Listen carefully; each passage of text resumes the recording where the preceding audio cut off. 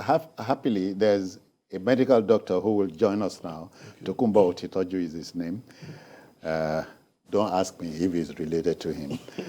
He's joining us via Zoom. Dr. Otitoju, greetings. How are you? I'm fine. Thank you very much. Okay, then. Your colleagues are jetting out. So what are you waiting for? I think that at this time, I really can't. I think I cannot just pack my bags now and say I want to leave. I have established a career path here, and I won't say I'm very comfortable, but I enjoy what I'm doing. I know this is not the case with everyone out there, and I understand the reasons why they are leaving the country. Yeah. But for me, I know that some of us have to wait behind and build. For those of my friends who have left, they are still very much interested in Nigeria. We talk every time, but they need to just forge a career for themselves. Time waits for nobody. Before you know it, you're in your 50s, you're in your 60s. You look at yourself and start questioning your decisions. So I know a lot of them will come back much later because we are always in touch. One thing the government must also know, and everybody must know, is that as Nigerians, some of us love this country very much, and we want the country to work. A lot of my colleagues want the country to work, and they are always in touch with me. They ask me questions. They also ask what they can do, even from where they are. So I know that it's very tough, but for me, I have to stay back and build. Oh, tell us some of the reasons why your colleagues are jetting out to the UK, the US, Dubai, Australia, and other places. Why are they leaving? Yeah, so the reasons are because of the challenges in the healthcare system and inadequate funding, for inadequate training seats available for those who graduate and want to specialize and further their career. It's extremely difficult to get residency seats out there.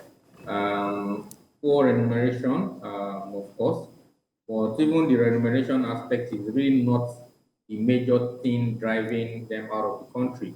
They need a proper place to work. They need a proper place to build, to grow and build their career. For a lot of my friends who left Nigeria, the remuneration part was even secondary.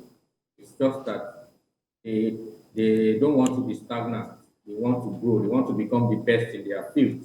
And you cannot be the best in your field, in your area of expertise, if you cannot train, adequately, especially in hospitals where you have the latest technology, you have the latest advancements, research and development. I mean, the knowledge base that is required. So that's what is driving a lot of them. Yeah. If you compare the training system in the US, for example, we are exposed to a lot of things. I mean, all of us can bootstrap through medical school, do our house job at NYSC, but it gets to a point where you become a global citizen because you are competing with your colleagues all over the world, and you don't want to be caught up in any old system where you don't even understand how the latest healthcare equipment work. So, for them, they want to be exposed to that world that will make them the best in their chosen area of expertise. Yeah, Tokuba, but as we sit here, it's the political season, and the politicians are listening to you. What do you say to them in this regard? So it's more of a policy thing. We have to be clear on the type of system that we want to run. Nigeria is poor in terms of revenue. I always say that, but we have lots of resources, human, natural resources, and everything that we need to develop this country. We also need to understand that healthcare is very expensive. It's not cheap in any part of the world.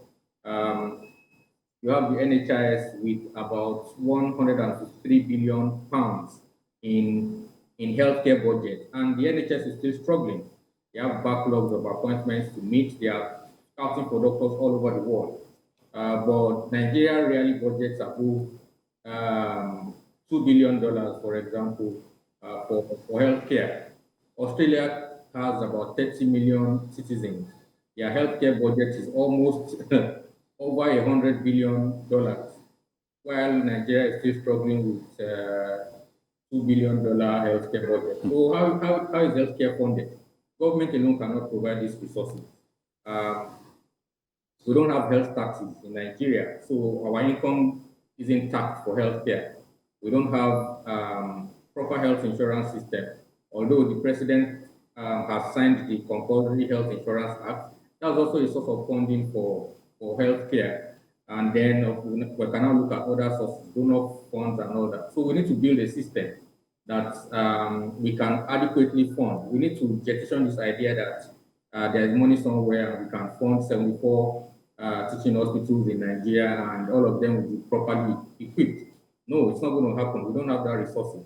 We need to mobilize funds from either taxes, health insurance, donor funds, private sector collaboration and all to build the kind of system that we want. We cannot, this socialist era is over. For those people who believe that healthcare should be strictly funded by government, it will take a miracle for Nigeria to be able to fund healthcare for 200 million people. We don't have that capacity right now. And the longer we delay this thing, the more problems we will face. Yeah, Tokuba. We've not been able to do this thing for almost 5 decades since we started in the 50s. And where we are today is still running the same problem. Nigeria has huge subsidy on healthcare. I've never seen any country in the world where we have subsidy on tertiary education, subsidy on petrol, subsidy on loans, subsidy on agri, subsidy on healthcare. It's going to end up, same thing with our power situation and university situation. If you cannot fund it, then if you subsidize it, what you will get is a poor system. So we need to understand that we cannot fund healthcare and we need to mobilize resources from taxes, from health insurance. Specifically, health insurance is very important. And then, of course, from private sector participation. Let's ask this natural question. Are we fighting a lost battle? Is it too late to redress the situation? No, it's not too late. We just need to embrace a policy that works for us. I mean, there's no need to go the populist route of trying to sound or behave like a government that wants to be popular at all costs. There are some things that at this point Nigeria cannot afford. We cannot afford, the government cannot afford to provide quality healthcare services because the resources are not there. We need to find a way to ensure that health insurance works. We need to find a way to increase taxes. Thank you, Dr. Otitoju. I must stop you here. Time is tight. Okay. Time is tight. But many thanks for your time.